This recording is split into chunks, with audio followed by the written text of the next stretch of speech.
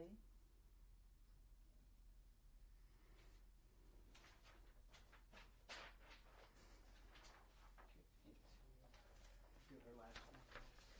Mm-hmm.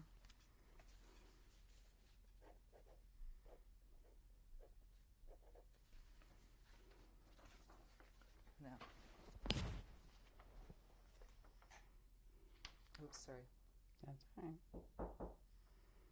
Come in. Would anybody care for a glass of water? We have them. We're fine. Thank you. Okay. You want? I have them. I have, Daddy. You have? Yeah. I'm a big water drinker. That's good. Now. My name is Mary Coppell. Today's date is December 20th, 1995. Today I'm interviewing Hannelore Klein, and we're conducting the interview in Minneapolis, Minnesota, the United States of America. Now, can you tell me your name and spell it, please? Okay, Hannelore Klein. And spell that? Hannelore Klein.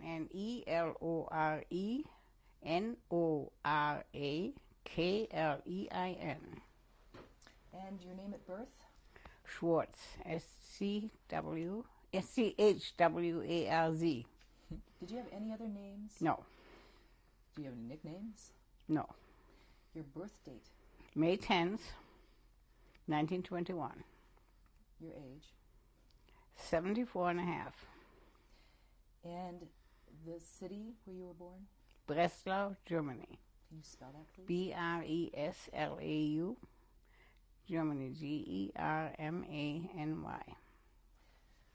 Hannelore, tell me a little bit about Breslau. It's a beautiful city. Very cultural. Surrounded by, in the middle of it, by water called the Oder. It runs through the city. Very old churches, lots of old churches, cathedrals, parks. Very, very comfortable town to live in. When you were a child, did you go see plays? Yeah, Theater? play. What kinds of plays? Oh, we had a opera house, we had a theater. It was compulsory from your high school and college to attend a certain amount of operas and regular plays, musicals, and such. Let's talk a little bit about your family. Okay, we'll move. I had a grandmother who was strictly Orthodox. With her lived an unmarried uncle, brother of my father, and a widowed aunt. And they had a very nice flat, and we were very attached to them, especially my aunt, who spoiled us ungodly. She spoiled you? Yeah. Is this your mother's sister or your father's sister? My father's sister. My mother had no sisters. And how did she spoil you? When my mother says I couldn't have a bike, she went and bought it. When my dad says I couldn't go to the opera, she bought the tickets. Is that spoiling? So, when you were a young child, I was very happy. tell me about your home life. What was it like? My dad was a traveling salesman. He was gone twice a year for, roughly 12 weeks. That's the time he was home. And he loved to go to long walks and drag us along with him, and I hated it. I never liked walking. I don't like walking. And we played a lot of cards, we had a lot of family affairs. We went to zoos and flower shows and everything, normal things. Had birthday parties, sleepover parties, and of course I was very active as I got a little older in the Jewish organizations and youth groups. So, when you were a young child, do you remember anything? Did you observe the Jewish holidays? We did to the fact that my grandmother was very strict Orthodox, and for all the high holidays, Passover, Kippur, New Year's, they went to my grandmother's. In between holidays, they were iffy. My dad went to services when he was in town every Friday night and every Saturday. Never forced us to go with him. If he wanted to, fine. Yom Kippur, I don't think my mother fasted. I wouldn't know. I know my father did. And the only instruction we ever got when we got to be teenagers, I don't care what you do, it's your business. But I don't want to come home and see dishes or crumbs or anything around. So you find your own way to eating. Well, very simple. In Europe, you have an automat on every street corner. So you put your money in, you get your food out, and you eat it. So, I mean, so she never knew whether we fasted or not either. I certainly did not. I don't know about my brother. I presume he did not. Can you describe, what was any particular holiday at your grandmother's house? Do you remember any of the... Hanukkah was a guy, and my grandmother dressed up as a Hanukkah man. What's a Hanukkah man? I don't know. It's a Hanukkah man. She had a gray, like a mouse uniform on, and she handed out all the gifts to all of us. There was only 3 grandchildren, and we had a ball. And my cousin was dressed up as a Hanukkah mouse. So, and that was the highlight of the year. When she got too old and too sick, of course, that stopped. But we still got the Hanukkah presents. Did you play games, Dreidel games? Lots of games, yeah, all kinds of games. And as we got older, we played more mature games. And as we got older, we went our own way and came home and found a family sitting at the table playing games. So, card games, rummy and whatever they played, bridge and stuff. So, I was a very happy childhood. Tell me about school. Well, I was never the greatest scholar. But I don't remember much of my preschool, the grade school at Brown's, and where it was more goofing off and playing as kids do, and it was strictly upper class kids. And were you aware of that, strictly upper class kids?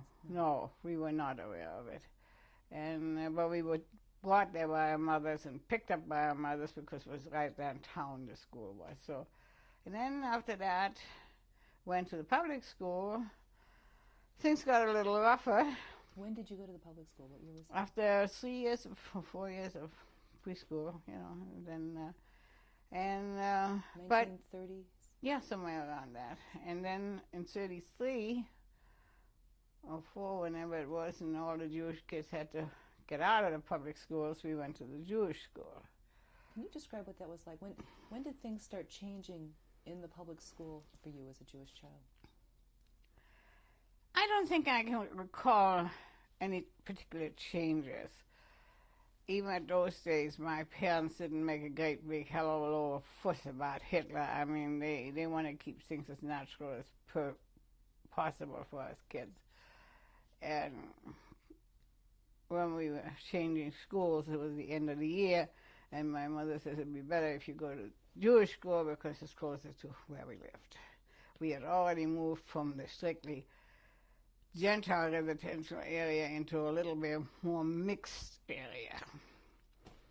And because where we lived was in a building with doctors and nurses and dentists and stuff like that, so we were sort of out of class there and we're the only Jews in the building. So we moved to an area where there was a smaller congregation of Jews. It was closer to the Jewish school and we could walk there. Why did you move from the one apartment to the other? Because it was already Hitler times and the signs were written on the wall. So... what did your parents say about that move? They just said it was closer to school and closer to grandma's, and Dad wouldn't be traveling that much anymore, so we cut down. This was a very luxurious apartment that we had previously, and we had maid lived in maid there, and this was eliminated. So it was just made, to us kids, it was made as easy as possible. The transition wasn't hard. So now you're in this other apartment where it's a more mixed neighborhood. Yeah. What was that like?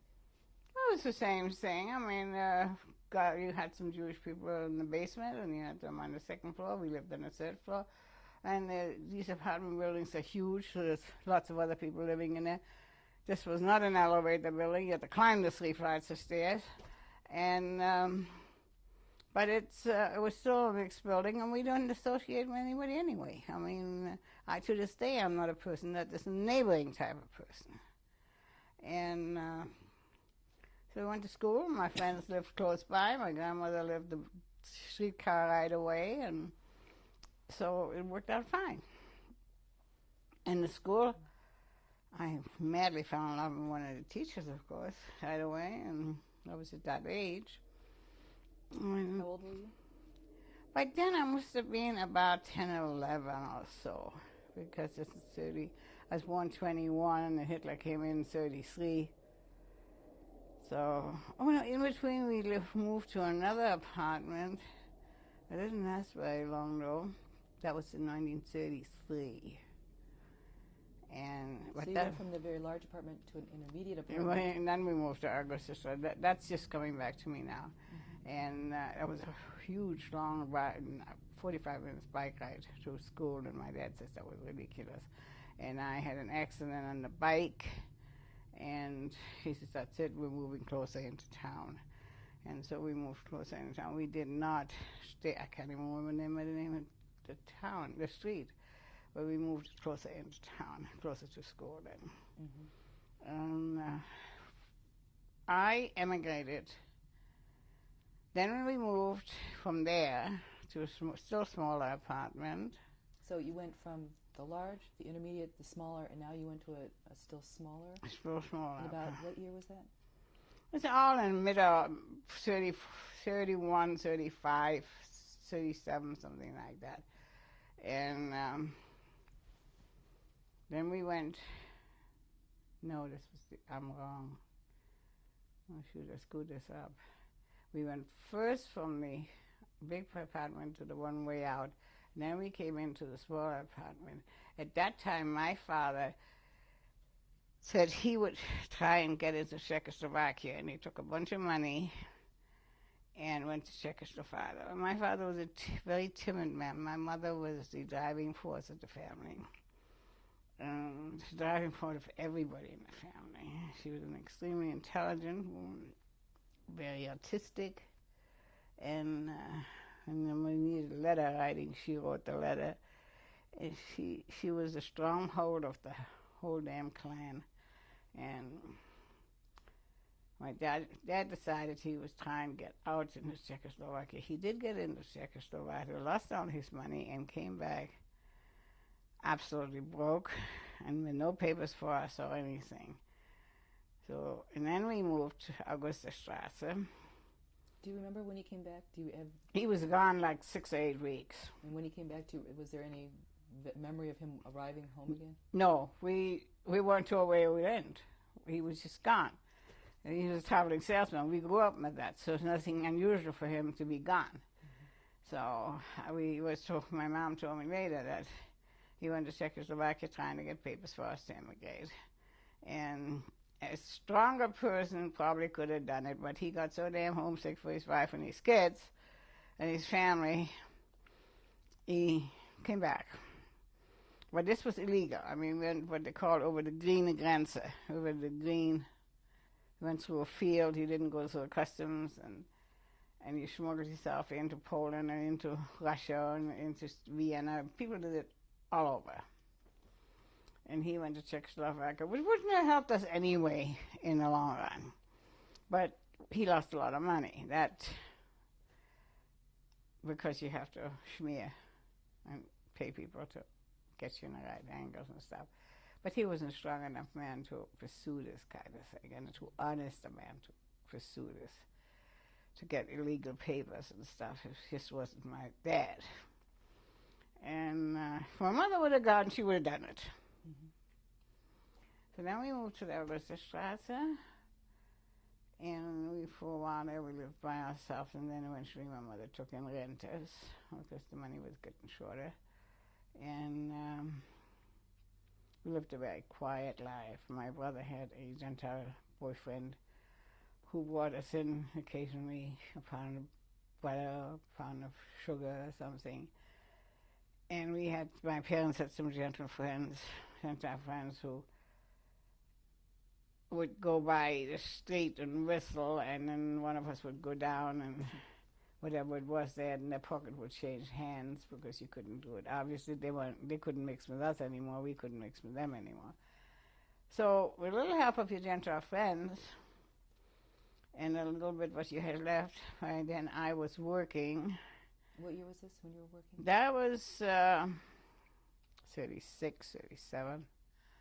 I had dropped out of school and taken pre-emigration courses in the... What kind of courses were those? Well, I took a course in childcare. I did a course in pre-nursing. I took a course in house cleaning, which my mother never taught me. A little bit of cooking here and there. And then by then I worked in the orphanage for 6 months. In Breslau? In Breslau. And then I took care of 3 little girls for a while. And I took care of a sick old lady. So, I mean, anything to make money and anything to help other people out by doing what you're doing, because you couldn't get any Gentile help anymore. You had to be... So this was like about 1937?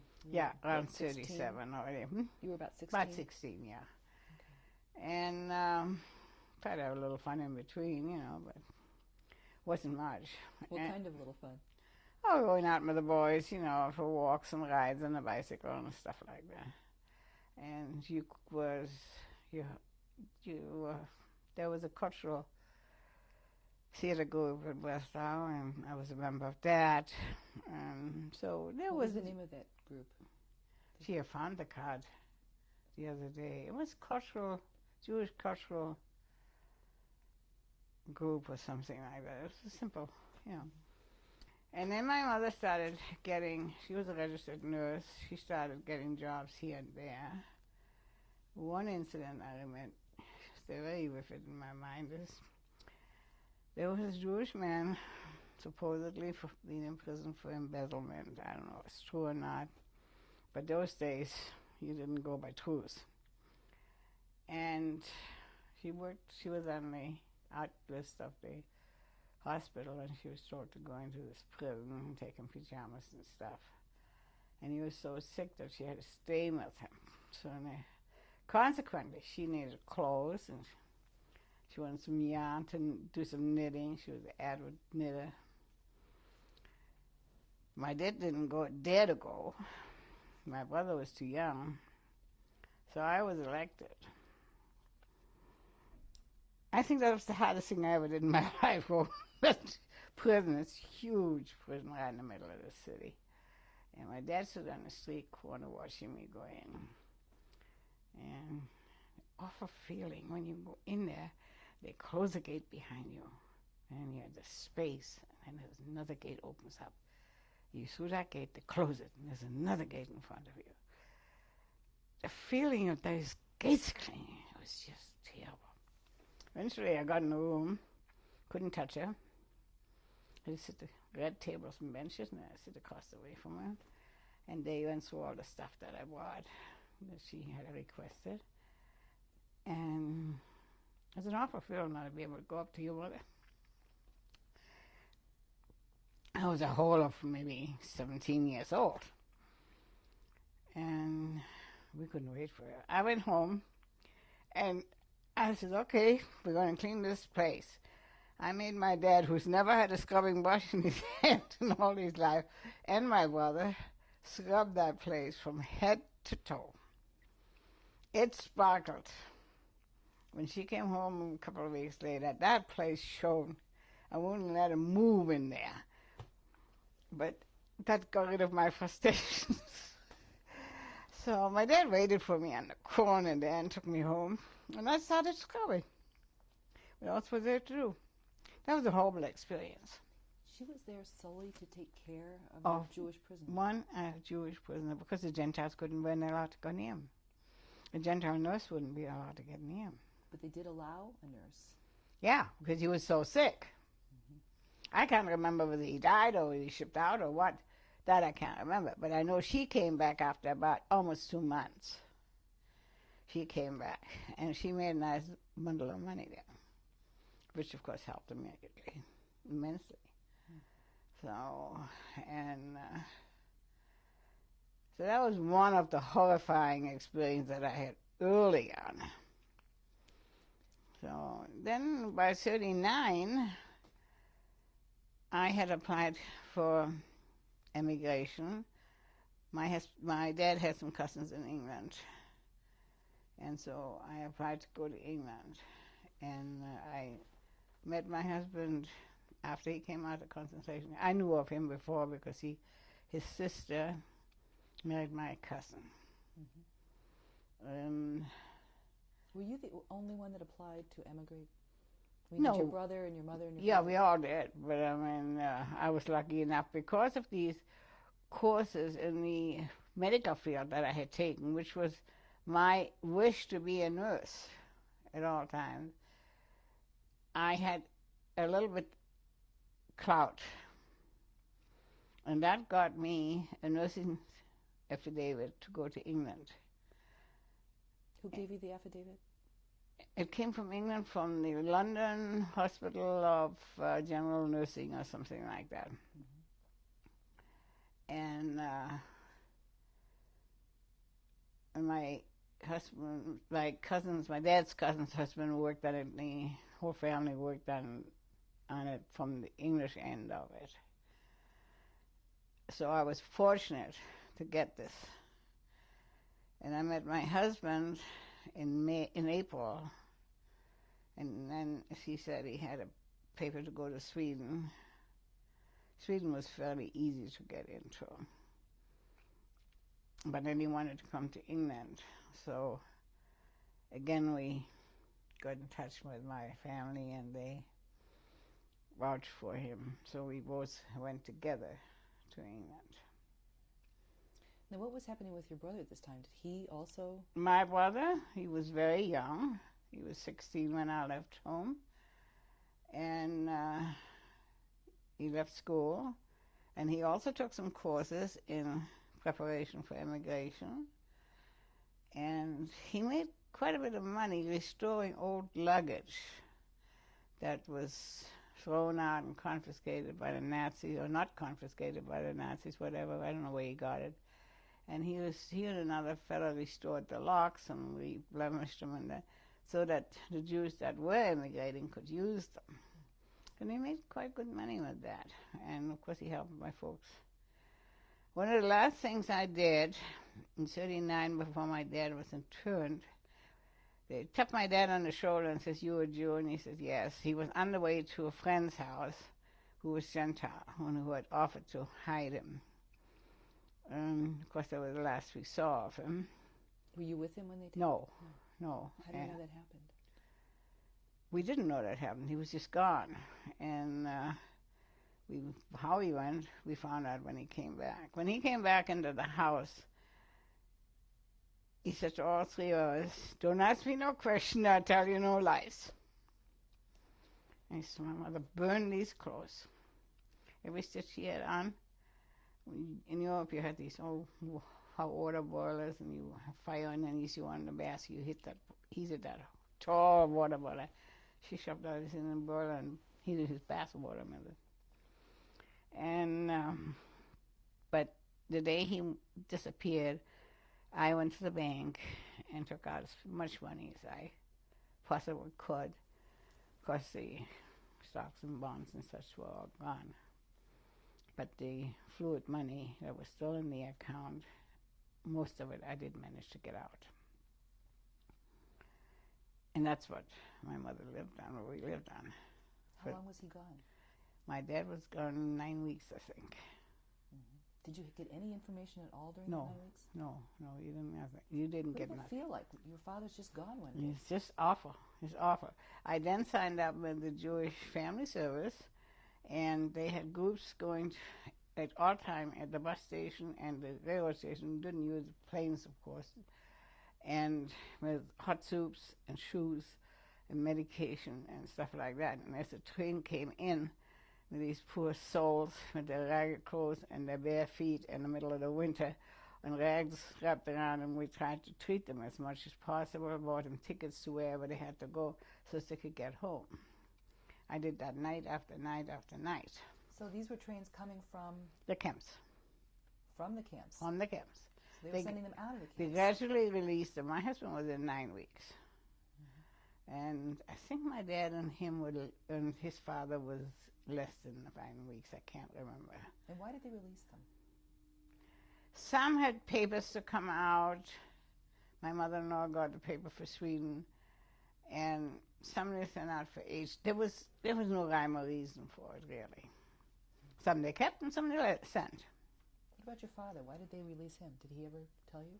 No, he never told us. He never told us. And I missed him on the railroad too. I missed his father. His father and my father didn't know each other, but they walked down the street together. And we found out later. And they came in on different trains. And Fred was still in there. So your father comes home. Yeah. When is this? That was in 39. In early part of 39? Yeah, early part of 39, in the winter.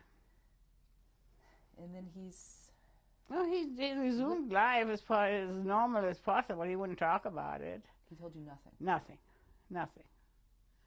He just lived a normal life with the family, and as normal as you could. But then we had 2 boarders living in, and we're making a living one way or another.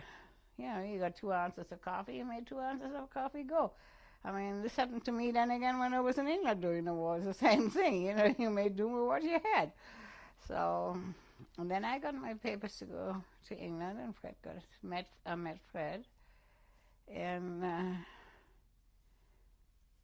we started going out together. I couldn't shake him, no matter where I was, there he was. I mean, I came out of work and there he stood, and I said to my brother one day, I don't know who tips him off. He says, well, I have had plenty of cigarettes lately. So, and then one day it poured rain, absolutely soaking, and I walked home, and even my bra was wet. I mean, I changed clothes. I weighed 100 pounds then. I was a skinny little thing. And my dad says, you're not going out in this rain again, are you? I said, yeah, that sucker's going to stand on that corner waiting for me. My mother says, you crazy. I took my brother's raincoat, because mine was soaked, and I went there, and he was there.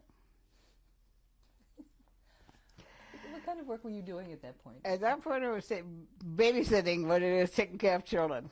And so, I mean, I just couldn't shake my husband. And then we got engaged, and very much to the objection of his mother, who didn't think I was good enough for her darling little boy. But she reconciled. And we went to England in the end of July, and totally broke. I went to my aunt's cousin. We need to break here now. Okay. One of